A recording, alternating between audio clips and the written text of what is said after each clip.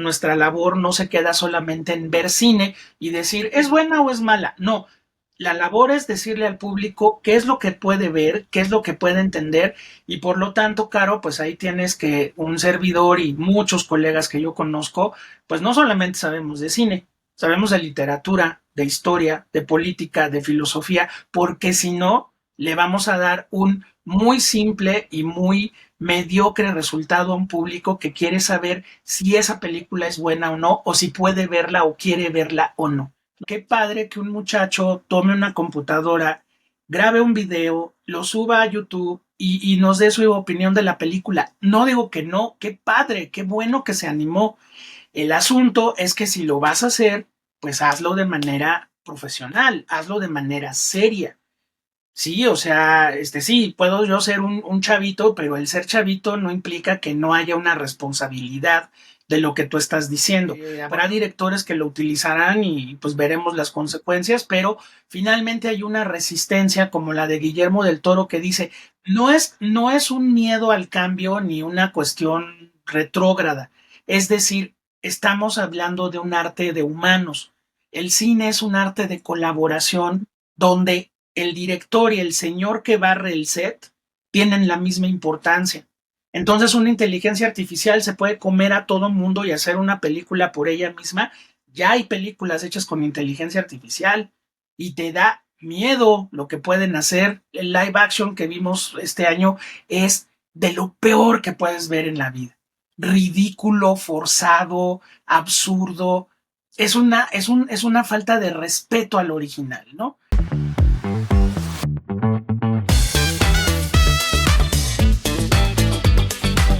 Hola, ¿cómo están? Bienvenidos. De verdad, gracias por estar aquí, por todo su apoyo. No olviden suscribirse al canal para seguir compartiendo estas conversaciones que nos inspiran y siempre nos dejan algo valioso. El día de hoy tenemos un fabuloso invitado. Es uno de los grandes críticos de cine en México. Además es docente e investigador fílmico con más de 25 años de experiencia. Él es José Antonio Valdés. Bienvenido, José Antonio. ¿Cómo estás? Muy bien, muy bien. Pues me da mucho gusto saludarte, mandarte un abrazo hasta donde estás. Y bueno, me da mucho gusto participar contigo en este experimento que vamos a hacer hoy. Es un honor tenerte aquí, sé que vamos a aprender muchísimo. ¿En qué parte del mundo te encuentras? Bueno, estoy aquí en la Ciudad de México, pues una ciudad que históricamente ha tenido una relación muy importante con el cine. Fuimos una de las ciudades que tuvo más cines en su momento de gloria. Te hablo de cuando las salas de cine eran salas de barrio, eran salas que estaban en las principales avenidas de la ciudad, eran salas para una capacidad de entre 1,500 y 3,000 espectadores. Y bueno, pues todo esto ha ido cambiando y finalmente, pues digo, México sigue siendo un país que ve mucho cine, que consume mucho cine también y que, pues bueno, tenemos una tradición cinematográfica importantísima. El cine para los mexicanos en algún momento, Caro, significó estar en la canasta básica, o sea, entre el huevo, el pan, la tortilla, estaba el cine y el cine costaba 4 pesos y el cine lo podía ver la gente, cualquier persona, varias veces a la semana. Por eso México se volvió un país tan, pero tan asiduo a las salas de cine. Y bueno, pues aquí estoy, aquí en la Ciudad de México. ¿Naciste en Ciudad de México también? Así es, nací aquí en la Ciudad de México, en el Centro Médico Nacional del Seguro Social, que, bueno, la primera versión, porque en el 1985 hubo un terremoto que acabó con todo, buena parte de ese lugar, pero sí, yo nací aquí en la Ciudad de México. Cuéntanos un poco de tu infancia, José Antonio. ¿Quién o qué te acercó al cine? Tal vez la familia, fue la televisión o fue ya gusto tuyo. Mira, son varios factores. En primera, antes de mí, digamos, yo vengo de una tradición donde mi mamá y mis tíos más cercanos nacieron en una colonia en la Ciudad de México que se llama la colonia San Rafael. La colonia San Rafael en aquellos años 40, cuando ellos nacieron, era una colonia de muchos cines importantes. Entonces, pues ellos iban al cine y pues cuando nazco yo, mi mamá en particular, es la que me va acercando a toda una serie de disciplinas artísticas. Mi mamá fue una persona que no se dedicó a las artes o a la docencia porque no lo pudo hacer, pero a mí me acerca a todas las disciplinas diferentes. Entonces yo estuve en un momento dado cercano a grupos de teatro, a grupos de música, de narradores de cuentos también, pero la literatura desde luego es una base importantísima, la música, pero yo me fui decidiendo por el cine desde muy niño. Me gustó, dibujaba, íbamos muchas veces al cine, dibujaba las cosas que yo veía en el cine. Y bueno, pues conforme fueron pasando los años, pues a los 10 12 años, después de haber pasado por varias disciplinas artísticas a nivel infantil, pues ya me fui decantando más hacia el cine de una forma mucho más seria. Y bueno, pues fue una infancia diferente a la de otros niños porque pues yo vivía también en los horarios de oficina de mi mamá, entonces para cuando llegábamos a casa, pues yo ya traía la tarea hecha, ya había jugado lo que tenía que jugar y en casa pues dibujaba, leía y pues bueno, en cuanto llegó la primera videocasetera a casa en formato Betamax, pues ya Ah, empezamos a ver cine en serio, sí, por ahí claro. del 88 debimos haber tenido nuestra primera Betamax y ya, pues de ahí el gusto se fue perfilando hacia algo que finalmente pues en algún momento iba a tener yo que ya afrontar para estudiar. Y en ese momento que tú comentas de tu infancia, adolescencia, ¿hubo alguna película o serie que te hiciera pensar, o sea, esto me encanta, quiero entenderlo, pero más a fondo, quiero Sí. dedicarme a eso? Mira, hay un cineasta mexicano importantísimo que se llama Arturo Ripstein y el maestro Ripstein dice que hay dos películas que hacen que cambie tu percepción hacia el cine.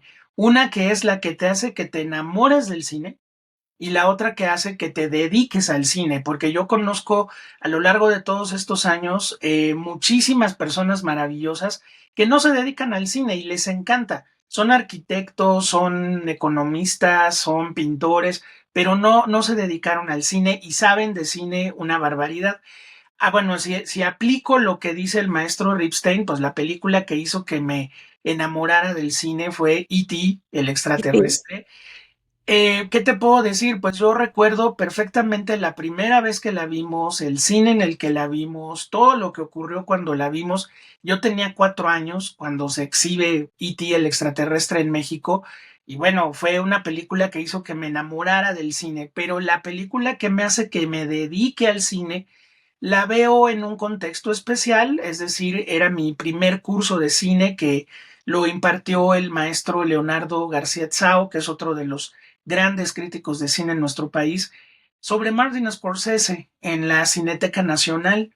Y pues yo de 14 años me inscribí y una tarde muy lluviosa de verano nos toca ver La Última Tentación de Cristo, esta adaptación de la novela de Nikos Kazantzakis, que tú sabes que sigue siendo una de las películas más polémicas sobre una visión muy polémica de la visión de Cristo.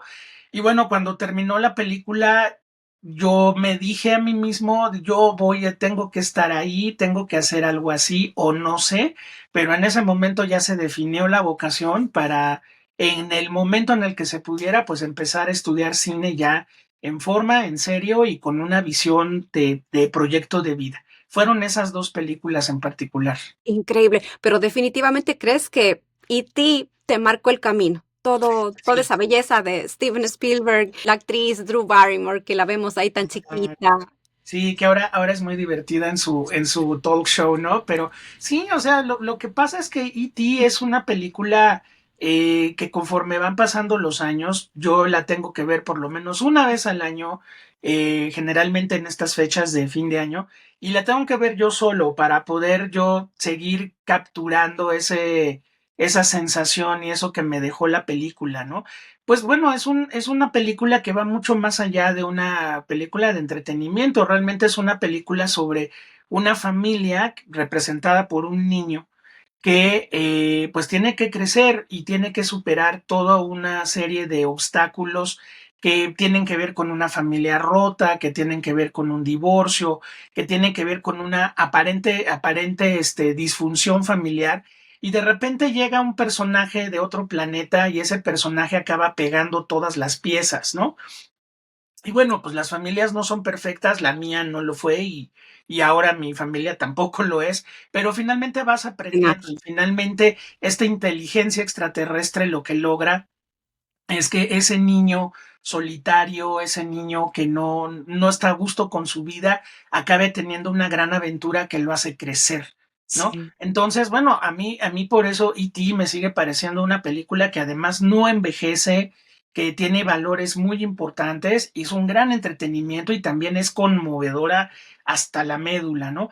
Y, por ejemplo, lo de Scorsese, pues lo que pasa es que la última tentación de Cristo es una experiencia muy poderosa como Sí. cine. Las ideas que te presenta con esa manera que tiene Scorsese de filmar, entonces yo creo que son cineastas muy opuestos, pero a fin de cuentas a mí me impactaron tanto que pues siguen siendo de mis consentidos y esta película en particular, E.T., ya ahora ya la he compartido con mis hijos y tenemos E.T.s por todos lados y lo que quieras, pero finalmente es la película que me hace que me enamore del cine y de ahí en adelante pues ya se fue abriendo el camino.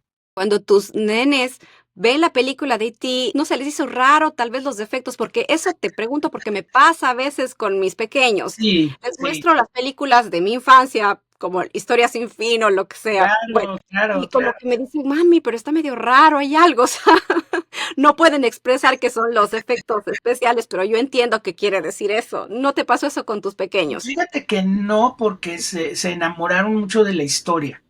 Entonces no se fijaron mucho que E.T. es un animatrónico a veces. Y de todos modos, digo, viendo la película objetivamente, los efectos especiales no se ven viejos, se ven bastante bien todavía. Pero porque, ¿cómo te diré? Ahí la importancia no era tanto de los efectos, sino de la parte emocional de la película. Entonces, ahí no envejece, porque pues bueno, creo que en mi caso hay una relación muy fuerte con el protagonista, con Elliot, porque yo crecí como un niño, bueno, hijo único además, pero un niño que no jugaba y que no salía y que estaba centrado en el cine, en el dibujo, en la literatura, en lo que me gustaba. Entonces de repente pues sí sientes como esa soledad y sientes la necesidad a lo mejor de tener un amigo especial, ¿no?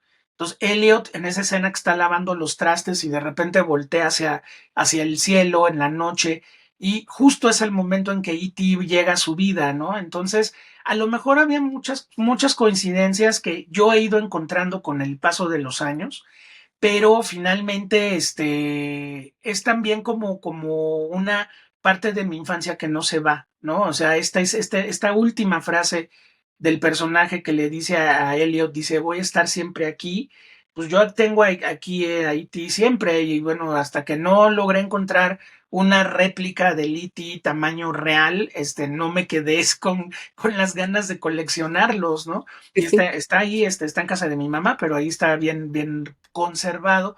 Entonces es como parte de eso y también, Caro, todo lo que te va abriendo, por ejemplo, porque sí fue E.T., claro, la película, pero pues me descubre que hay todo un mundo de memorabilia y de coleccionismo de cine que desde niño también tuve, que el póster, que el disco de John Williams, entonces había bandas sonoras que podíamos comprar, pues todo mi gusto cinematográfico pues está planteado en muchísimas aplicaciones y detalles de mi vida que pues finalmente llenaron, ¿no? Llenaron eso. Siento lo mismo que tú, el poder que tienen las películas, sobre Sí. todo cuando las has visto en tu infancia y eso que quieres volverlas a ver. Incluso sabes qué pasa, a veces es mejor no volverlas a ver. Porque si las vuelves a ver de repente dices, y a mí me gustaba eso, no, o sea, empiezas a ver que era una película mala, fea, absurda, pero claro, con ojos de niño y en la pantalla grande de un cine, pues las imágenes y todo te absorbían, ¿no? Entonces, bueno, hay películas que no les pasa eso. Yo diría, por ejemplo, tú la mencionaste, La historia sin fin para mí es importantísima, porque, por ejemplo, La historia sin fin me abre el camino de la literatura. Es la primera novela que yo leo a los 8 años que vi la película. Mi mamá me la compró. Es una novela muy compleja, es una novela metanovela, porque hay la novela dentro de la novela. Eso ya lo aprendes después, pero Ujú. fue la primera película que leí una novela acerca de ella. Y, por ejemplo, otra película, Fantasía, de Disney, me abre el camino de la música. Entonces, si te fijas, es cine, música, literatura, como esos tres lenguajes se me abrieron a partir del cine. Y yo te diría que el cine me ha acercado a la vida, no la vida me ha acercado al cine. O sea, por el cine conocí a Pink Floyd, por el cine conocí a James Joyce, por el cine conocí a Leonardo da Vinci, ¿no? Entonces, para mí el cine ha sido una enorme llave para abrirme el mundo y pues bueno, disfrutarlo también todavía más, ¿no? Fabuloso. Ahora entrando un poco en lo que es tu experiencia Sí. profesional, ¿cómo ha cambiado tu manera de ver las películas desde que te volviste experto? Es decir, ¿sientes que logras relajarte como cualquier espectador normal o estás todo el tiempo así en modo crítico poniendo pausa cada rato? Es complicado porque uno trabaja en algo que la gente se divierte y de repente a veces tu juicio crítico acaba molestando más que servir. Eso es otra cosa, ¿no? No, mira, lo que pasa es esto. A ver, yo creo que hay una visión muy importante que tiene que ver con cómo ves tú el cine. ¿Qué significa para ti el cine? Desde luego, cada uno de nosotros como críticos tenemos gustos, tenemos cosas que no nos gustan, tenemos filias, tenemos fobias, ¿no? Y esos influyen también, pero también influye mucho, Caro, el asunto de pues qué tanta cultura tienes en general y qué tanta experiencia de vida tienes en general, ¿no? Te cuento un caso, por ejemplo, pues por mi mamá, que también sigue siendo una gran cinéfila a sus 85 años ahora. Mi mamá estaba fascinada con Woody Allen y esa fascinación me la pasó a mí. Pero yo empecé a ver a Woody Allen a los 12, 13 años y pues bueno, veías las películas cómicas como, no sé, Robullo y lo pescaron y esta primera etapa muy divertida y decías, ¡ay, qué padre es Woody Allen! Luego pues entró a estudiar cine y entonces ya entras a un Woody Allen más serio, más reflexivo, más filosófico, y te sigues y te sigues y te sigues, y bueno, Woody Allen fue caminando con nosotros, está a unos días de cumplir 90 años de edad Sí. y va a seguir filmando afortunadamente, pero te vas dando cuenta que conforme van pasando los años, Woody Allen va siendo menos divertido. ¿Y sabes por qué? Porque tú te vas encontrando ahí. O sea, la experiencia, yo cuando conozco, no sé, Hannah y sus hermanas, pues yo no tenía pareja, no tenía hijos, no tenía neurosis, no tenía colitis, no tenía nada, ¿no? Entonces la vi como cine. Pero conforme van pasando los años y te vas reencontrando con Hannah y sus hermanas, o La otra mujer, o Crímenes y Pecados, o Annie Hall, o Manhattan, ya no son tan divertidas porque de repente te encuentras ahí.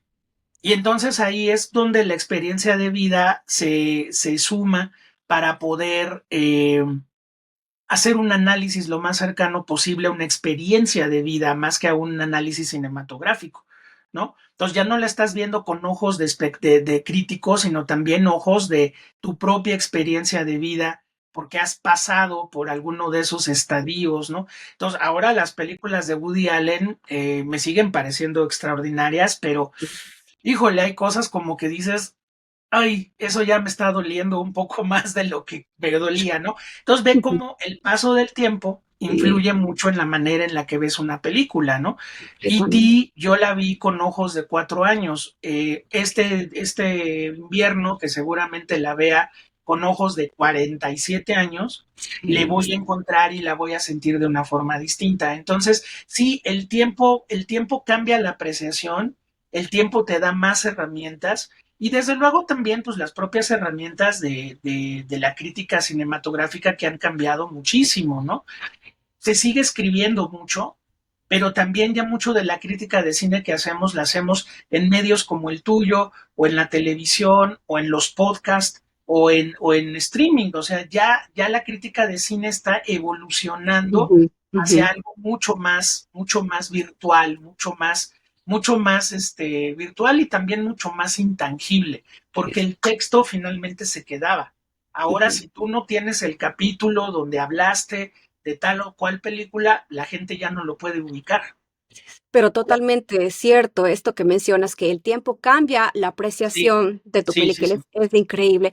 Para ti, ¿qué es lo más importante? ¿Qué es lo que tú más valoras en una película? Tal vez lo que es la dirección, la fotografía, la interpretación, el soundtrack. La conjunción de todos los elementos se debe dar de forma integral, porque si has leído algunas reseñas o críticas de algunos colegas, hay colegas que dicen, la actuación está bien, la música está mal, la foto está X, la edición está mal hecha. A ver, si los elementos están tan rotos, entonces no es una buena película, ¿sí? Yo lo que digo es esto, el fondo es forma, la forma es fondo. O sea, una historia al director, si el director tiene la habilidad, el conocimiento y la sensibilidad, el director te la va a contar como debe de contártela, con la estética que debe tener y con el impacto emocional que debe tener. Me remito al maestro Spielberg. No es lo mismo E.T. que la lista de Schindler.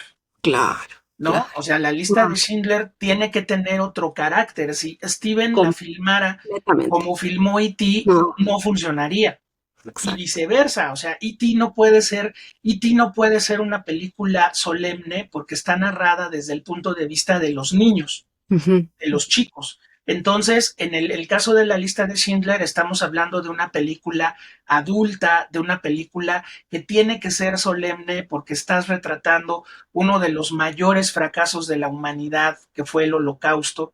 Entonces, el fondo es forma y la forma es fondo, Caro. Entonces, cuando una película es una gran película, es porque todos los elementos están equilibrados y porque finalmente el director encontró la manera de transmitirte la emoción de la historia a través de esos elementos. Por ejemplo, para mí un ejemplo de película perfecta es Casablanca, de Michael Curtis. ujú. No hay un extra que esté mal, no hay un momento que le sobre, no hay un momento que le falte. Bueno, Bogart y Ingrid Bergman son verdaderamente maravillosos. La historia es más conmovedora que nunca.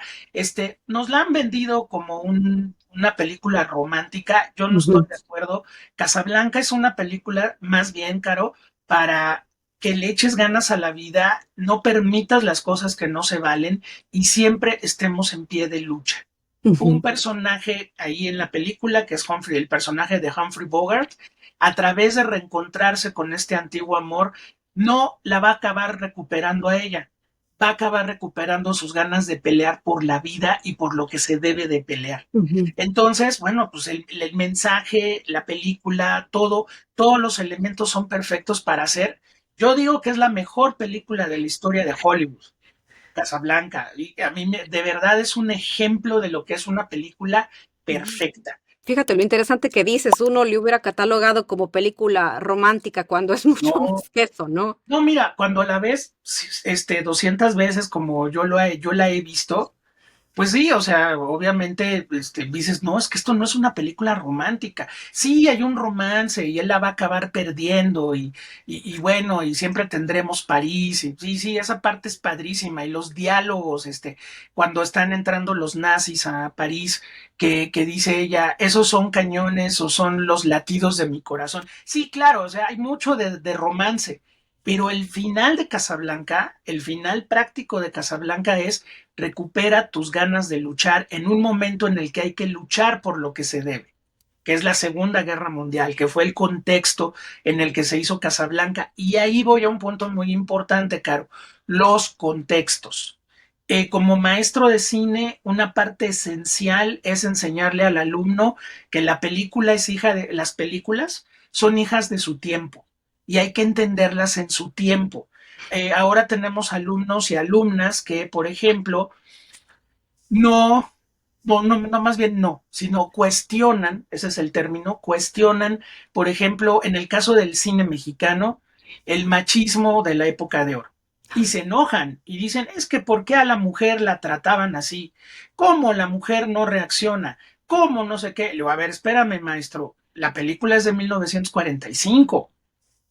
Era así. Yo tengo una mamá que vivió esa época y mi mamá, por ejemplo, en una película que hemos visto, Mi mamá me cuenta que ella vio cómo a una muchacha recién casada, el marido la regresó a su casa a los 2 días de la boda porque no era virgen.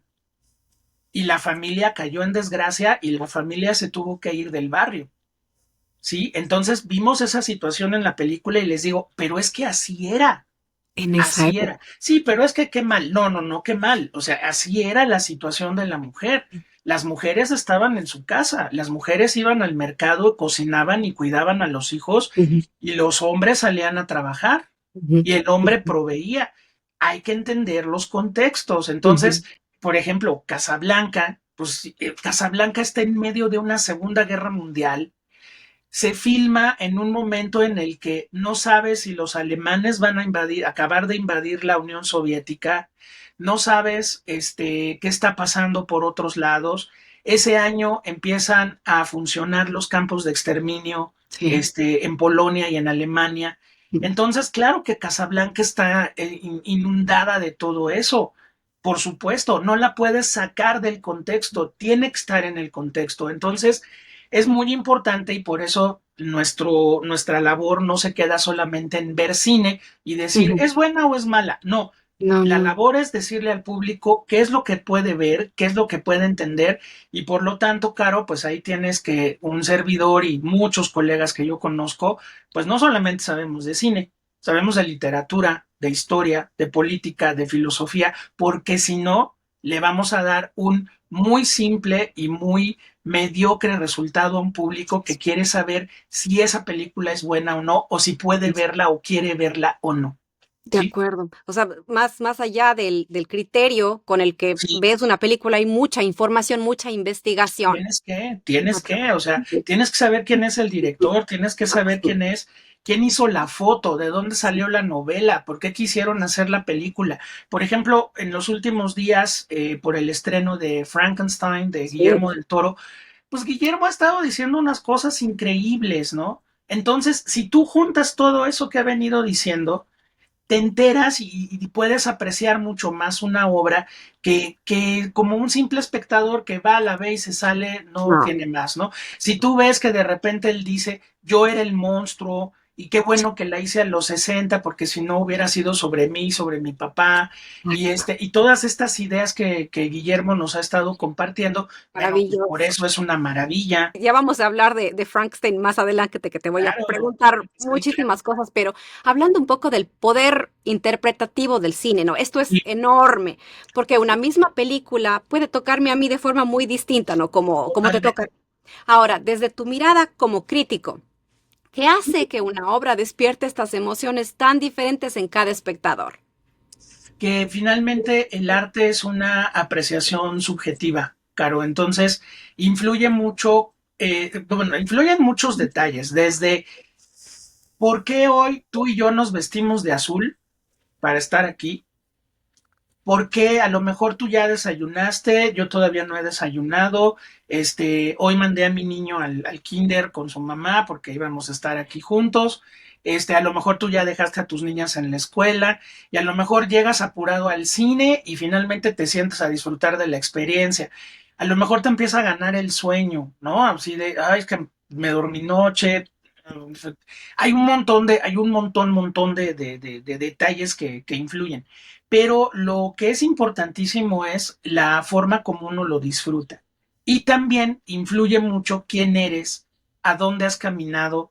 Diría un maestro mío muy querido, cuántos zapatos has gastado caminando tu camino para poder entender una obra de ese tipo. También, desde luego, hay una sensibilidad y eso es muy importante, ¿no? O sea, la sensibilidad de conmoverte, de que te cuenten una historia. A mí eso es algo del cine que me encanta. Me van a contar un cuento. Pues bueno, me siento en mi butaca. ¿Cómo me van a contar el cuento? Ujú. Ah, pues me gusta cómo me lo cuentan o no me gusta. O no me parece. O, por ejemplo,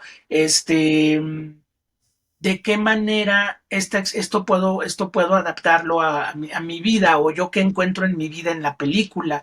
Entonces, todos esos factores se van revolviendo para primero ser muy caóticos y luego ya si tú lo tienes que bajar a una entrevista de 3 minutos en un medio de comunicación, que puedas tú decirle al público en primera, no si es buena o es mala, porque ahí caes en una trampa que muchos colegas no saben resolver. Si dices que es buena, tienes que decir por qué es buena. Si dices que es mala, tienes que decir por qué es mala. No se vale decir, ah, es muy mala. No, dinos por qué. Desde tu perspectiva, dinos por qué, ¿no? Entonces, la cuestión es esa. Tú y yo podemos estar parados ante el Guernica de Picasso y a lo mejor a mí no me dice nada y a ti te hace que broten las lágrimas de tu corazón, ¿no? Entonces el arte es una cuestión subjetiva. Yo cuando digo que E.T., el extraterrestre, fue la película que me hizo que me enamore del cine, no sabes la cantidad de maestros y colegas que se ríen porque dicen, ay, ¿cómo? Uno de ellos, incluso en paz descanse, Pancho Sánchez, me decía, no andes diciendo eso en público porque es una vergüenza. Le digo, ¿por qué? Es la película que a mí me tocó y que me llevó, no, obviamente me lo decía con mucho cariño, ¿no? Pero me decía, no, no digas eso, es una vergüenza. No, claro que no. Entonces, pues bueno, finalmente a mí E.T. me deja una experiencia de vida y una emoción que solo yo, es como cuando te enamoras de alguien, Caro. Es que, ¿por qué te enamoraste de ella? Pues no te lo sé explicar porque el amor no se explica, se siente. Entonces, igual con las películas, igual con las películas. Hay películas muy célebres que a mí no me gustan nada y películas absolutamente intrascendentes que me parecen fascinantes, ¿no? Entonces, sí influye mucho la experiencia personal, desde luego que sí, y el conocimiento y todo lo que has caminado, pero finalmente el corazón y la mente en el cine se conectan y si la película te llega y te pega profundamente, esa sensación no te la va a quitar nadie y es muy rica. O sea, ahora hablando del Frankenstein de Guillermo del Toro, ya a mí no me había tocado hacía mucho una sala donde tanta gente estuviese llorando al final. No me había tocado en años no había visto ese fenómeno. Gente realmente conmovida con la película, ¿no? Entonces, pues lo que hace Guillermo del Toro es como pip, pip, pip, pip, pip, pip, pip, tocar a los corazones más sensibles y esa experiencia no se te va a olvidar nunca, ¿no? Jamás, jamás, jamás. Sí, sí, Peliculón, una peliculón. belleza, una Pero belleza. sí, exacto, es increíble cómo las experiencias personales, ¿no? Sí, Perdón, las experiencias personales y nuestra historia influyen en lo que sentimos frente a una película. Ahora, totalmente. hoy en día, José Antonio, ¿crees que el cine sigue arriesgando todo, o se ha vuelto más comercial? ¿Qué opinas tú? Bueno, sigue existiendo cine de todo tipo. Tú que estás en un país donde se ve casi todo el cine que se hace en el mundo, eres muy afortunada. Nosotros aquí las cosas nos siguen llegando a cuentagotas y a veces con 2 o 3 años de retraso. Pero yo digo que el cine, a ver, si me preguntas cómo es el cine en la actualidad, creo que sigue habiendo la misma división y al mismo tiempo la no división, porque mira, por ejemplo, en Henri Langlois, que fue el creador de la Cinemateca Francesa, uno de los más importantes teóricos del cine del siglo XX, decía, si es cine, exhíbelo, bueno, malo o feo, exhíbelo, porque finalmente es cine y la gente que quiere ver cine. Ese es un criterio. Otro criterio, por ejemplo, es el criterio y es muy notorio allá donde tú estás, Caro, el cine de estudios y el cine independiente. El cine independiente que lo realizan generalmente jóvenes que se reúnen para hacer una película con más amor que dinero, con más ganas que producción, pero la película sale porque sale. Y tenemos este cine de estudio que ahora con los streamings se está convirtiendo en otra cosa. Por ejemplo, bueno, otra vez, Frankenstein de Guillermo del Toro, pues es una producción de 150 millones de dólares. Entonces estamos hablando de que Netflix le está invirtiendo una enorme cantidad de dinero a un sistema de distribución diferente que es la plataforma casera. Por cierto, salió la nota de que ya llevaba 30 millones de views Frankenstein. Entonces dices, no, pues sí, o sea, no sé cómo, ahí sí no te sé decir cómo caiga el dinero, pero finalmente 30 millones de views para una película aparentemente de terror es mucho, es muchísimo, ¿sí? Entonces, en el caso, por ejemplo, del cine mexicano, tenemos algo que hay que decirlo, pues bueno, la gente sigue pensando que el cine mexicano que valía la pena es el cine mexicano de la época clásica, el de la época de oro, el de María Félix, Pedro Ujú, Armendáriz, el Indio ujú, Fernández, Gabriel Figueroa, y ujú, desechan por default pues todo lo que se hizo después, donde te encuentras a directores como Arturo Ripstein, como Felipe Casals, ujú. pues sí ubican a Alfonso Cuarón, Guillermo del Toro y Alejandro González Iñárritu como los cineastas internacionales, pero de pronto sí la gente te pregunta, ¿y a poco hay buen cine mexicano ahorita? Claro que lo hay. Lo que pasa es que no se ve. Lo que pasa es que no encuentra canales de distribución y ustedes no se enteran dónde pasa, pero desde luego que hay buen cine mexicano. Entonces, no hay buen cine ni mal cine, hay cine.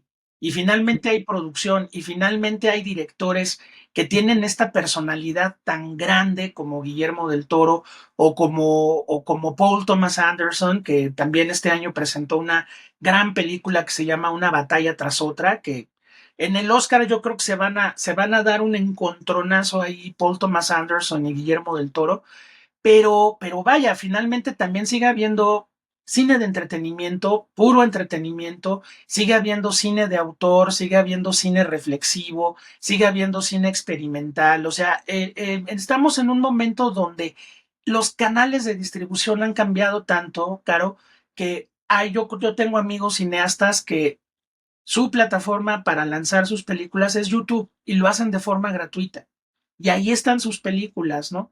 Y ellos tomaron esa determinación. Habrá otros que vendan a Netflix o a Amazon, o habrá otros, afortunadamente muchos, que quieren seguir estrenando en cines. Ujú, Bueno, pues ahí tienes las opciones. Ahorita las opciones han crecido tanto, ujú. sobre todo después de la pandemia, que pues nos volvimos digitales y eso pues finalmente también está cambiando el rostro de las industrias, ¿no? En cuanto a a los errores comunes que comete el público al interpretar una película, ¿por qué te pregunto esto? No desde el punto de crítico, sino te hablo como un fan del cine como yo, común y corriente. Pero Sí. para decir es bueno o mala, tienes realmente que decir por qué. ¿Y qué pasa? Muchas veces nos limitamos, o más bien dicho, nos consume este pensamiento de red social. Sí, sí, sí, o sea, tú ves los videos y de repente dices, no, este cuate le está copiando a este otro que le copió a este otro que le copió a este otro.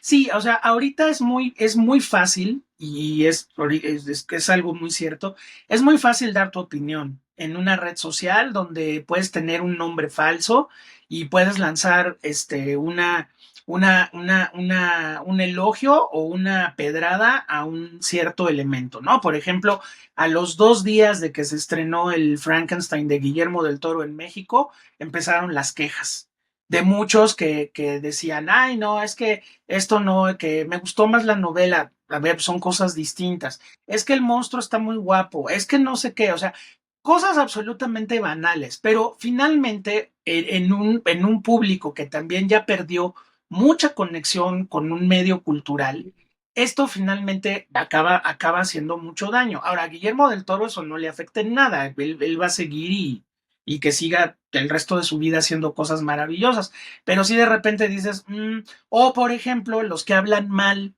de las películas para ganar likes, ¿no? Que en un momento dado dices, bueno, pues sobre todo cuando los conoces, ¿no? Oye, ¿por qué hablas de todas las películas que reseñas, hablas pestes de ellas? ¿Por qué no hablas de las que te gustan en ese caso? ¿Por qué hablas mal de estas que sabes que no te gustan y lo único que estás echando es veneno por todos lados para que el público te lea y diga, ay, este crítico es muy bueno porque está diciendo horrores de las películas? Eso no es crítica, eso no es crítica de cine. Eso son ganas de querer ganar seguidores a través de un juicio completamente venenoso y que no lleva a ningún lado, ¿no? Entonces, bueno, el público desde luego tiene la opción y tiene el deber y tiene el derecho de juzgar las películas como el público quiera. Finalmente, hay algo que se llama la historia del cine. Y finalmente las películas acaban tomando el lugar que merecen. Hay muchas películas que en su momento pasaron completamente inadvertidas o fueron completamente, vaya, no apreciadas y casos muy importantes. El Ciudadano Kane de Orson Welles, al público de 1941 le cayó pesadísima, pero pasaron 20 años y de repente El Ciudadano Kane era considerada la mejor película de la historia del cine, ¿no?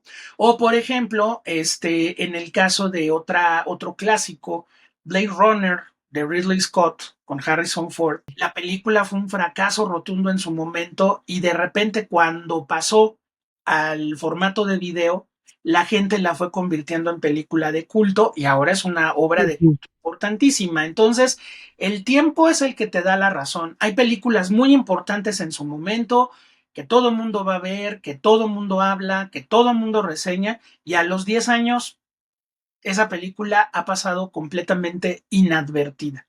Y películas que en su momento no fueron apreciadas, 10 o 15 años después, de repente las películas tienen una resurrección importantísima, ¿no? Entonces, bueno, es el tiempo, es la apreciación y finalmente lo que yo digo es, la crítica de cine no se trata de pontificar ni de decir esto es bueno, esto es malo. No, yo lo que hago es, a ver, Caro, ¿quieres ver Frankenstein de Guillermo del Toro? Yo te voy a dar la información que yo tengo, mi apreciación basada en toda una experiencia de vida profesional y tú vas a tomar la determinación de verla, no verla, hablar bien o hablar mal de ella, esa parte ya es tuya. Yo, mi chamba, mi trabajo es decirte por qué sí, no por qué no, decirte por qué sí. Ujú. Y con eso tú ya sabrás qué hacer, tú vas formando un criterio. Creo que todos los que crecimos en los 80, finales de los 70, 80, nos fueron formando el criterio. Nelson Carro en Tiempo Libre, Leonardo García Tsao en La Jornada, Tomasito Pérez Turrent en El Universal. Yo empecé a leer crítica de cine a los 10 años, la revista Dicine también, que aquí en México fue muy importante. Y entonces, pues vas formando criterio y ahora a través de los medios de comunicación, pues ese criterio lo vas Ujú. formando pues en el streaming o en el medio que encuentres, ¿no? Lo importante es formar público. Sí. Lo importante es informarlo y formarlo, no deformarlo ni acostumbrarlo a, ay, el crítico chistoso que habla mal de todo. No, esa no es la chamba. Ese es un estilo que le puede funcionar a algunos personajes, pero también ese estilo se acaba. El Es que otro es más duradero, la verdad. lamentablemente eso es lo que está sucediendo ahora, José Antonio. Es mucha crítica a la negativa más bien y eso Claro, influye. El rato menos pensado ya te dejaste. No, es que es mala la película y ni siquiera sabes por qué, ni siquiera tienes un criterio, sino simplemente claro, porque pasas escuchando esto claro. ya. No es que no sea bueno, o sea, qué padre que un muchacho tome una computadora, grabe un video, lo suba a YouTube y nos dé su opinión de la película. No digo que no, qué padre, qué bueno que se animó. El asunto es que si lo vas a hacer, pues hazlo de manera profesional, hazlo de manera seria. Sí, o sea, sí, puedo yo ser un chavito, pero el ser chavito no implica que no haya una responsabilidad de lo que tú estás diciendo, porque otro chavito te va a ver y te va a replicar y así infinitamente. Como tú dices lo bueno o dices lo malo, todo ahora es viral. Entonces, finalmente, yo no digo que esté mal que hagan sus streamings, nada más Ujú. háganlos de forma profesional y traten de hacer un oficio de la crítica de cine, no nada más subir un video y decir tonterías y ya, no, no, no, no, de eso no se vale. Eso no lleva a ningún lado. De acuerdísimo. Sí. Ahora, hablando de lo que es la industria, ¿cómo crees que las plataformas de streaming han cambiado la forma de hacer y tal vez de Sí. consumir el cine? ¿Qué opinas tú? Bueno, mira, creo que, a ver, primero un efecto que ves en las salas de cine, y ese es un efecto negativo, la gente cree que ir al cine ahora es estar en la sala de su casa. Entonces sacan el celular, se paran 10 veces al baño, hacen un ruidero, en fin, creen que están viendo Netflix en su casa, cosa que no es cierto. Ese es un efecto terrible y negativo. El efecto positivo, ¿cuál es? Mira, sobre todo cuando vino la pandemia, pues que de pronto se abrieron una enorme cantidad de canales de distribución que permitieron que pudiéramos ver cosas muy importantes. Incluso el cine mexicano se subió también a las plataformas en esos momentos de la pandemia y una película como Ya no estoy aquí de Fernando Frías, que es una gran película de los últimos años, La película la vio más gente en Netflix que si se hubiera exhibido en salas de cine. Entonces, obviamente para una cinematografía como la mexicana, que tiene mucho problema para llegar al cine, la plataforma se vuelve pues una verdadera bendición en muchos sentidos. Ahora, pues bueno, por otro lado, podemos ver más cosas. Aparentemente, yo luego aquí en tu casa me pongo a revisar las plataformas. Yo tengo un problema, ya he visto muchas cosas, entonces para mí no son novedades, ¿no? Pero tú ves los catálogos y de repente, por ejemplo, yo me acuerdo que en pandemia Netflix le echó muchas ganas. Subieron clásicos, subieron películas rarísimas, compraron yo creo que por kilo un lote de películas de la India que nunca íbamos a ver en México y se vieron en México. Entonces, sí, pasó la pandemia y aflojaron el paso y bueno, entre lo que te trae ahora Disney y lo que te trae Amazon o HBO, finalmente ya se lo acabaron comiendo otra vez. Pero eso es problema de ellos, que no tienen una continuidad. Ahora, mira, sea streaming, cine, TV abierta, YouTube, lo que sea, la búsqueda, la necesidad es de calidad, contenido de calidad.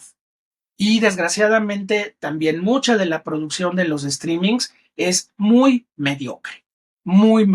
O sea, se quejaban tanto de la televisión abierta y ahora estaban viendo la misma mediocridad solamente que pagada. Entonces, no importa el medio, hay que tener un estándar de calidad, hay que pensar en el público que nos ve, hay que pensar también en hacer algo que es importantísimo, que es trascender. O sea, la palabra suena muy pesada, pero algo que trasciende, algo que se te queda en el alma, en el corazón, en la mente, finalmente es una meta importante que hay que lograr. Y desgraciadamente, pues como estamos en una industria que hace millones y millones de dólares por minuto, pues también hay gente que hace cosas como diversión. Y es una diversión vulgar, tonta, Ujú. intrascendente, que en el momento en el que se acaba el streaming, ya ni ves los créditos, ¿no? Sí. Ya no importa quién la hizo, me vale. Entonces, calidad y sobre todo trascendencia, hacer contenido que a mi público se le quede, que le llegue al corazón, que le cambie la vida, que le abra los ojos, que le cambie la percepción del mundo. Sí se puede y también la gente se puede divertir haciéndolo. Ujú. Eso de que no, es que eso es cine serio. No, no, no. Hay cosas que trascienden o no. Hemos hablado aquí, por ejemplo, me remito otra vez a E.T. y a La historia sin fin. Trascendieron en nosotros, Caro, nos dejaron imágenes, nos dejaron ideas y eran películas para niños. Entonces, ¿por qué no se va a poder hacer en un contenido para adultos? ¿No? Entonces, bueno, es una batalla que los propios realizadores y productores tienen que librar, pero siempre trascender en la imaginación y la mente de tu espectador. Yo creo que es el mejor. No hay Oscar que te Sí, premie eso, así ¿no? O es. sea, que una película pase en 50 años y la gente la siga recordando con cariño, que Ujú. se sepa los diálogos, que diga esa película me cambió la vida, eso no lo pagas con nada, Caro, Así con es. nada. De acuerdísimo. Y como tú dices, sí siento que tenemos más acceso, lo cual sí ha Ujú, beneficiado muchísimo, pero a la claro, vez sí tenemos más ruido, lamentablemente. Sobre tecnología, que no puedo dejar de preguntarte sobre este adelante. uso excesivo de inteligencia artificial en guiones o efectos visuales. ¿Qué opinas? Mira, yo lo que opino en ese sentido, no me veo tan radical como Guillermo del Toro "Ah", que no lo puedo repetir lo que dijo hace unos cuantos días, pero yo creo que, mira, el cine es un cúmulo de cambios tecnológicos. O sea, primero fue en blanco y negro, luego llegó el color. Primero era mudo, luego llegó el sonido. Primero era en pantalla académica, luego vino la pantalla panorámica. Entonces, era cine, luego se volvió digital y sigue siendo digital. Entonces, bueno, todo esto va cambiando, obviamente, la historia del cine. La inteligencia artificial es una nueva herramienta. Lo que se tiene que hacer, y ahí sí retomo lo que Guillermo dijo hace unas cuantas semanas, es no caer en el exceso, en el abuso. O sea, finalmente, la propia inteligencia artificial depende de un factor humano que la alimente. Entonces, si puedo utilizar inteligencia artificial para mejorar, para nada más puntualizar algunas cosas, controlándola, está perfectamente su utilización. Y finalmente va a ser un camino que todo el cine va a tener que tener. Pero a lo que se refiere, por ejemplo, Guillermo, es al asunto del exceso, o sea, dejar que una inteligencia artificial escriba un guión, yo estoy completamente de acuerdo en que no se vale, porque finalmente la inteligencia artificial puede redondear, pero no puede ser la esencia de la película. Cuando Guillermo del Toro dice, yo quise construir mi barco con mis marineros y mi hielo para que la gente sienta el peso de ello, lo entiendes perfectamente, porque también la inteligencia artificial se sigue desarrollando. No, o sea, se ve bien, pero no se ve tan bien como se ve una película, ¿sí? Entonces es control y es una herramienta que finalmente ya existe y solamente hay que verlo en este plano de como herramienta utilizarlo para puntualizar, para subrayar, para redondear, pero no para Ujú. dejarle en sus manos el control. Yo tengo mucho que ver con la parte académica también, Caro, y pues bueno, ya ahorita la mayor parte de los profesores no dejan trabajos por escrito, porque saben que los alumnos van a correr a ChatGPT y te van a entregar un trabajo verdaderamente fascinante que ya que lo vas revisando dices, ya vas encontrando, ¿no? Ahí. Ujú. Entonces, bueno, también el plano académico se ha visto sumamente afectado por ello. Y pues bueno, el año pasado tuvimos estas dos huelgas en la industria de Hollywood, la de los actores y la de los escritores, que estaban verdaderamente justificadas, ¿no? O sea, no pensando y no generalizando, pero un productor mercachifles, lo primero que va a hacer es despedir a todos los guionistas por una inteligencia artificial. Eso no se Ujú. vale. Y por el otro lado, que tú grabes tu imagen y que luego te digan, oye, ten tu dinero por tu imagen. Ujú. ¿Y en cuántos episodios voy a salir? Ah, en 200. Entonces me vas a pagar por cada episodio. No, yo ya te compré tu imagen, lo vamos a hacer con inteligencia artificial. Eso fue lo que Frank Drescher paró. Dijo, no, no se vale, de ninguna manera se vale.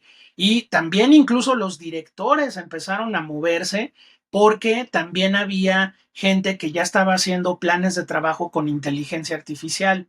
Entonces vas perdiendo el sentido de lo humano, te vas robotizando cada vez más, ¿no? Y entonces, Sí. bueno, habrá directores que lo utilizarán y pues veremos las consecuencias, pero finalmente hay una resistencia como la de Guillermo del Toro que dice, Ujú. no es un miedo al cambio ni una cuestión retrógrada. Es decir, estamos hablando de un arte de humanos. El cine es un arte de colaboración Ujú. donde el director y el señor que barre el set tienen la misma importancia. Es- Entonces una inteligencia artificial se puede comer a todo mundo y hacer una película por ella misma. Ya hay películas hechas con inteligencia artificial y te da miedo lo que pueden hacer. Entonces, pues digo, es un estira y afloja y finalmente va a ser un debate muy largo, Sí. pero es control, es legislación y finalmente que siempre el factor humano sea el que define las cosas que vamos a ver en pantalla, no una inteligencia artificial. Me quedé con una curiosidad ahora que mencionaste tu Sí, otro campo de la docencia. A los estudiantes ya no les permiten como dar trabajos impresos. Entonces, sí, ¿cómo lo hacen? ¿Cuál sería su nueva forma sí. de Mira, regular esto? yo lo que hice hace poquito en un seminario de cine documental que impartí, para el final lo que hice fue mandarles a cada alumno un documental diferente y en clase, la última sesión, cada quien dio su opinión hablada. Y pues ahí ya no hay nada que hacer, ¿no? Y Solo dijeron unas cosas bellísimas, muy sensibles, muy padres, se conmovieron, Claro, les mandé también documentales que yo sabía como a cada quien que podía pegarle más y se conmovieron mucho y lo hicieron muy padre, ¿no? Entonces, bueno, finalmente, yo dirigí una escuela de cine durante 6 años y nos tocó esa batalla de la inteligencia artificial, ¿no? Donde les decíamos, a ver, jóvenes, pues sí está la herramienta, pero no dejen que la herramienta haga la tarea porque no se vale. Entonces, bueno, todos los profesores, no diario, pero sí por lo menos una vez al mes nos juntábamos y a ver qué hacemos con esto, a ver la parte visual, la parte escrita, qué hacemos. Y los propios muchachos fueron entendiendo también, pero bueno, finalmente esto va a seguir creciendo y ya no lo vamos a poder negar. El cine de Guillermo del Toro es un cine que se hace de forma muy artesanal, muy cuidada, muy así, pero hay otros cineastas que no lo van a hacer. Entonces, bueno, finalmente hay que entender que cada quien hará su cine y que cada quien hará lo que y dejará que la inteligencia artificial actúe en consecuencia, ¿no? Completamente es un tema polémico, hay Mucho, oportunidades, sí, pero también sí, riesgos de perder la esencia humana del cine, como lo así es. mencionaste. Ahora, Sí. ¿cuál es tu top 3 de películas favoritas de este año? Wow, de este 2025. Bueno, yo pondría Una batalla tras otra de Ujú. Paul Thomas Anderson, desde luego el Frankenstein de Guillermo del Toro. Y híjole, pues mira, de lo otro que he visto, que Pueden ser infantiles, ¿ah? Pueden ser infantiles. puede ser infantil. Claro. No, este año no he visto nada así muy así como el año pasado que vimos Flow y Ah, vimos bueno, sí. Memorias de un Sí. caracol y eso, Bueno, no este año. Lilo and Stitch salió, me parece, este año, No me ¿no? encantó, no Ah, me encantó. El live action no me encantó. ¿no te No, gustó? no. Los live action no me están gustando nada. Y no me están gustando nada. Ahora yo te digo por qué. Porque se me hace una repetición muy burda de lo que ya en animación era increíble. ¿Qué caso tiene hacerla con personas? Yo no le encuentro caso. Disney está perdiendo dinero por todos lados. Entonces, pues que aprendan, ¿no? Que aprendan ellos. No, mira, pues bueno, de lo que vimos acá más o menos recientemente, eh, Minecraft, eh, Minecraft también. Minecraft estuvo muy divertida. Esa es diversión total, ¿no? Sí, Te pones en es lo neutral máximo. y ¡pum! No dejas que todo te pegue. No, mira, pues aquí, hablando, por ejemplo, del cine mexicano, yo pondría una película que ojalá se exhiba allá donde tú estás, que se llama No nos moverán, que es una película muy interesante sobre un trauma histórico de nuestro país, que es el movimiento estudiantil del 68 y su represión sangrienta el 2 de octubre de ese mismo año. Y es la historia de una mujer ya muy mayor que sigue buscando al asesino de su hermano, que lo torturó la noche del 2 de octubre. Filmada en blanco y negro, con una extraordinaria actriz que es Luisa Huertas, la maestra Luisa Huertas. Y bueno, son de esas películas que de verdad te mueven el corazón, el hígado, la mente, y ves cómo, pues a través del trauma de esta mujer, hablas del trauma de toda una nación que Ya. no acaba de superar ese momento donde un Estado mexicano atentó contra sus propios jóvenes, porque venía una Olimpiada y no podía darse esa imagen al mundo, ¿sí? Entonces, te digo, hay películas que sí buscan remover, que sí Ujú. buscan decirte, bueno, sí te puedes divertir, pero están estas historias que también se tienen que contar y que nos atañen a todos como sociedad. El director se llama Pierre San Martín. Ya, Pierre San ya, ya, Martín. ya, ya. Ojalá que pronto llegue a plataforma y ojalá que la puedan ver porque sí, realmente es una gran película Sí. mexicana y que bueno, pues ojalá tenga distribución allá donde tú estás. Y sobre todo empezar a ver estas películas con tu mirada de crítico un poco, ¿no? Porque esto sí cambia totalmente la Claro, experiencia cuando claro. abres tu mente, Así es. ¿verdad? Y lo importante es crear Sí. público, moverlo, que dejen de ser espectadores pasivos, que se muevan, que hagan cosas. Eso es lo importante. Tocaste ya un poco este tema de rehacer clásicos, ¿no? Pero hablando Sí. específicamente de estas adaptaciones modernas, ¿qué opinas de estas nuevas versiones clásicos de Disney? ¿Crees que aportan algo interesante o No, terminan afectando la esencia en sí de la película sí. original? Mira, yo lo que veo, y las he visto todas, todas, es que a mí me parece un despropósito total. O sea, en primera, porque Disney entró en un proceso de revisión, sobre todo en términos de inclusión social, que acaba lastimando profundamente los originales. Por ejemplo, Dumbo, por poner un caso, Dumbo ahora la ves, pero antes de que empiece la película viene un aviso que dice, esta película contiene algunos estereotipos raciales que pueden molestar a ciertos espectadores. Dices, a ver, un niño que es el público objetivo de Dumbo, no se va a preguntar si los cuervos representaban al entonces Jim Crow, que era este estereotipo nocivo del afroamericano de los 40. Pero otra vez, esto lo hace gente que no sabe de contextos. ¿Sí? Entonces, un niño no va a entender que eso es racismo, pero bueno, ok, ponle el aviso si quieres. Y luego, pues bueno, estos live action que se han hecho con el interés de que una nueva generación conozca los clásicos, a mí me parecen un total despropósito, además porque la animación, a ver, pensando por ejemplo en Dumbo, que le quedó horrenda a Tim Burton, es de lo peor que ha hecho Tim Burton en la vida, no solamente es contar Dumbo, sino, vamos a extenderla porque resulta que hay otros temas que no sé qué. Entonces eso ya no es Dumbo. Ya Eso no. ya no es Dumbo, eso quién sabe qué es. Y la película finalmente, los propios ejecutivos de Disney se han de quedar con un palmo de narices cuando vuelven a ver los originales y ves la perfección del libro de la selva, la perfección de Dumbo, la perfección de Blancanieves, que dijo, de verdad el live action que vimos este año es de lo peor que puedes ver en la vida. Ridículo, forzado, absurdo. Es una falta de respeto al original, ¿no? No es Sí. porque estemos en contra de quien actúa, Mm, nada que ver, sino es, ha sido el no, clásico con el cual y hemos no hay mejor. crecido. A eso Claro, voy. sí, y tener esa idea de que si lo hago live action lo va a disfrutar una nueva generación, no es cierto. Por ejemplo, te cuento algo de la sala donde yo vi Lilo y Stitch, la versión animada, la versión live action. Los niños estaban profundamente aburridos.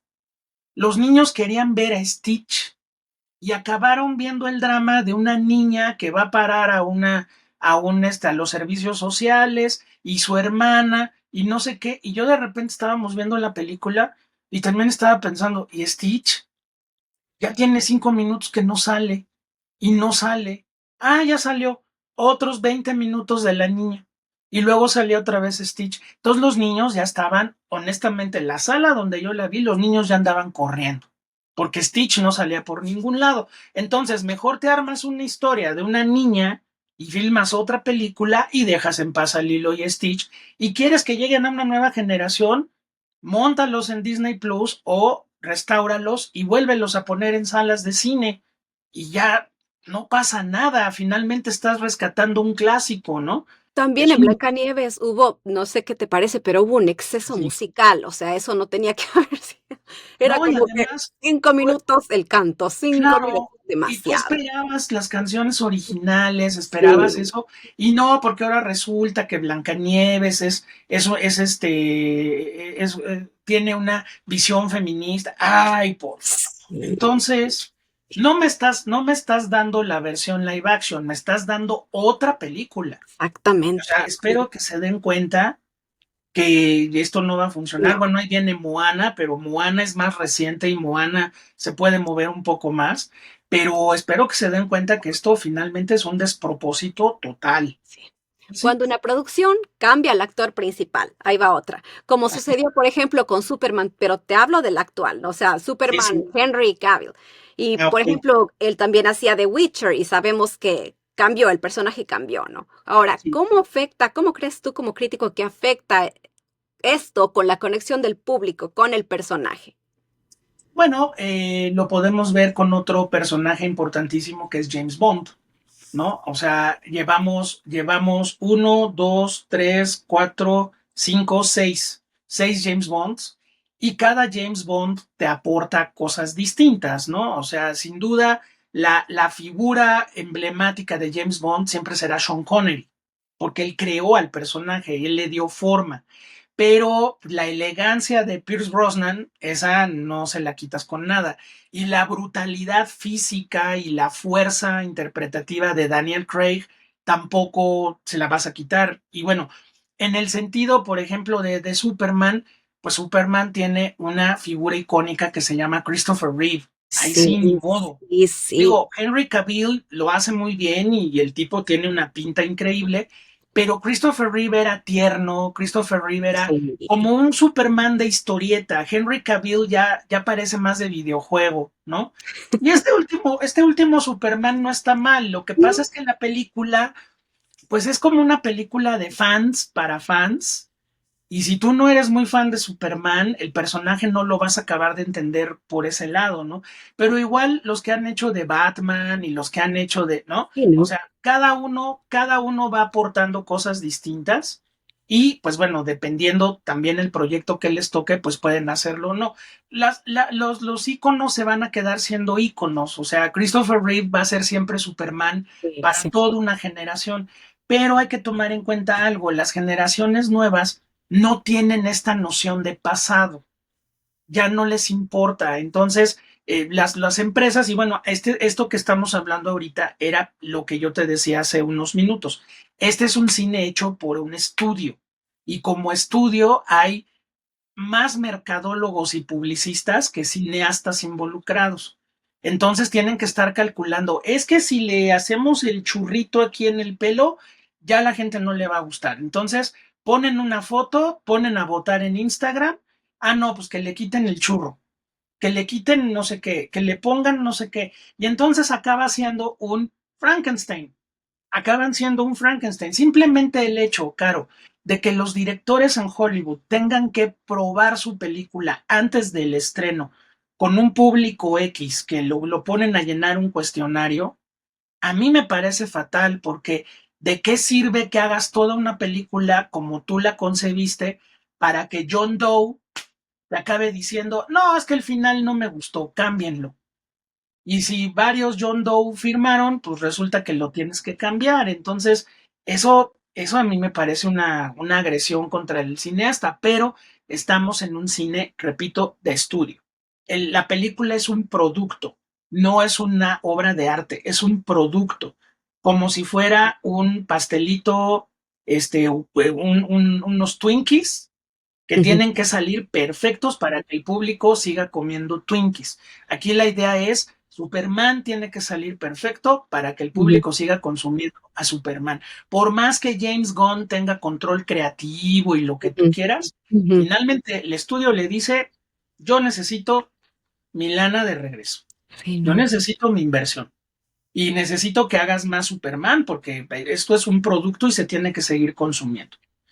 Así se hace ese cine. Hay otro cine que se hace más artesanal, más cuidado, más pensado, Como más Guillermo del Toro. como Guillermo del Toro, que pues bueno, lo que se está jugando aquí pues es el presupuesto de Netflix, Sí, pero Frankenstein, cada escena vale los 150 millones de dólares que costó, o sea, sí, hay un completamente. aprovechamiento total de la infraestructura que le dio Netflix a Guillermo, ¿no? Ajá. Entonces, bueno, pues son dos tipos de cine completamente diferentes. ¿Crees que hay un parecido entre lo que es Tim Burton y lo que es Guillermo del Toro en esta cuestión? Porque veo que a ambos les Sí, gustan mucho los monstruos. sí, Te claro, hablo, ¿por qué películas? Eduardo, Manos de Tijera, claro. El laberinto de faunos, son muy parecidas. Bueno, son dos cineastas que, por ejemplo, tienen un proceso creativo muy similar. Antes de tener el guión de la película, o sea, de qué vas a contar, ellos ya dibujaron personajes, escenarios, dibujaron a todo mundo que va a salir en la película. A Tim Burton le pasa en algunas películas que la parte visual es espléndida y el guión se nota que no le importó en lo más mínimo. Le ha pasado muchas veces. Guillermo es mucho más equilibrado, o sea, Guillermo te presenta una gran propuesta visual, te presenta personajes increíbles creados por él, pero también hay un cuidado en la historia que hace que la historia se cuente de manera lo más correcta posible. Hay gente a la que no le gustan sus historias, pero bueno, es otra cosa.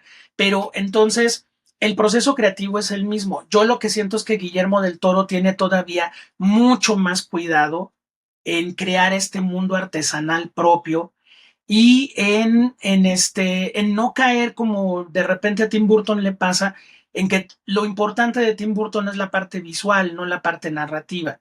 Entonces dices, no sé, Guillermo del Toro es un equilibrio casi perfecto de las dos partes, ¿no?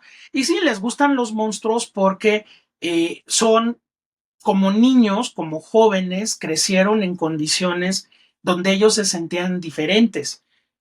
Por ejemplo, Guillermo tenía una abuela que cada domingo que la visitaba, la abuela lo exorcizaba porque decía que tenía el demonio adentro, porque resulta que a Guillermo le gustaban los monstruos y los maquillajes y todo esto. Entonces cada domingo la abuela lo exorcizaba, ¿no? Con Y el agua. entonces ahora recientemente con Frankenstein dijo, pues yo me di cuenta en un momento dado de mi adolescencia que yo era la criatura, ¿no?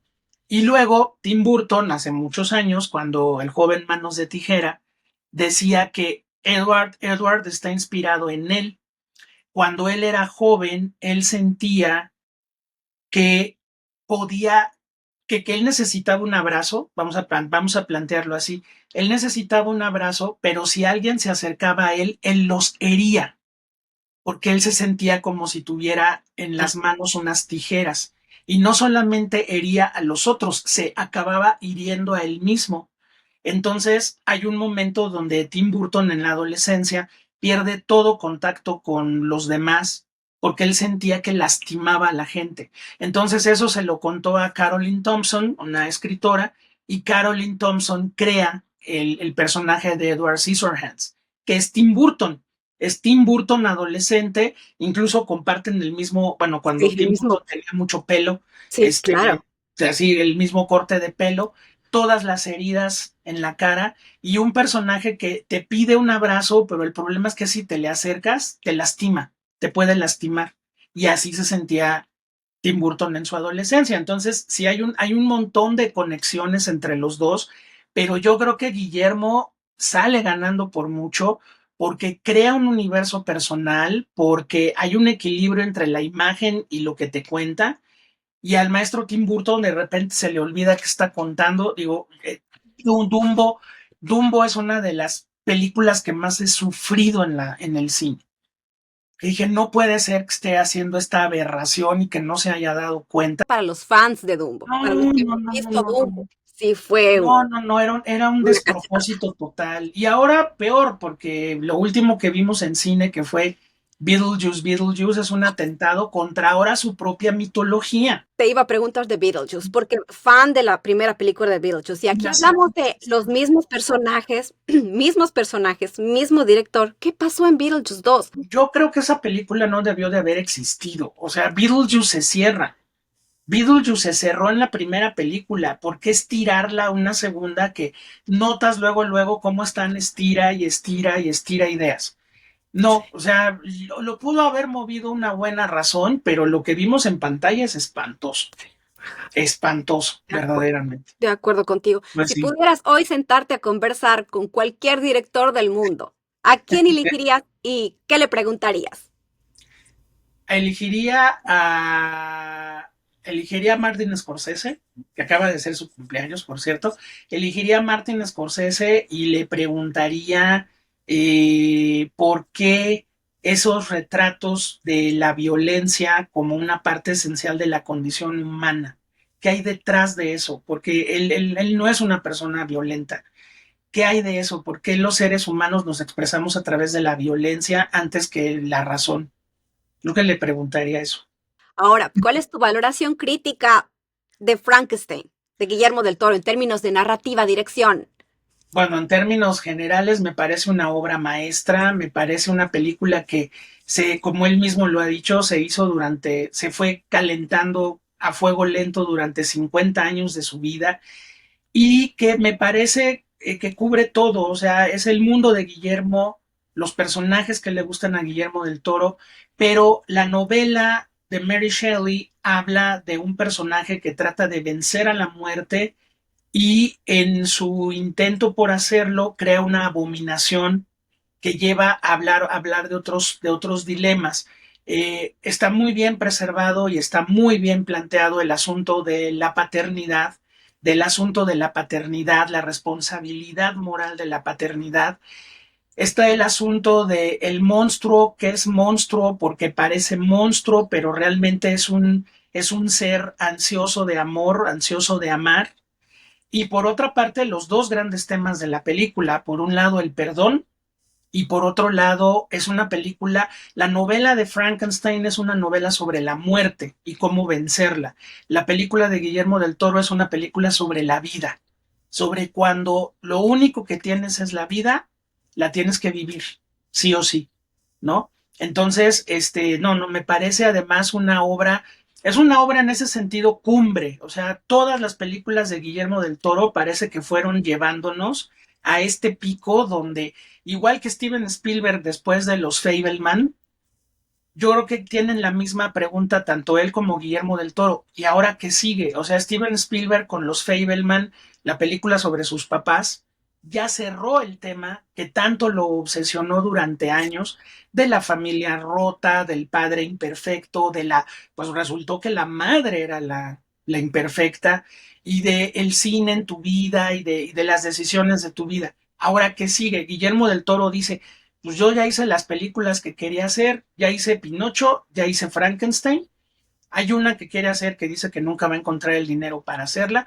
Entonces dice ahora, no sé qué voy a hacer ahora porque ya me acabé las películas que yo quería hacer.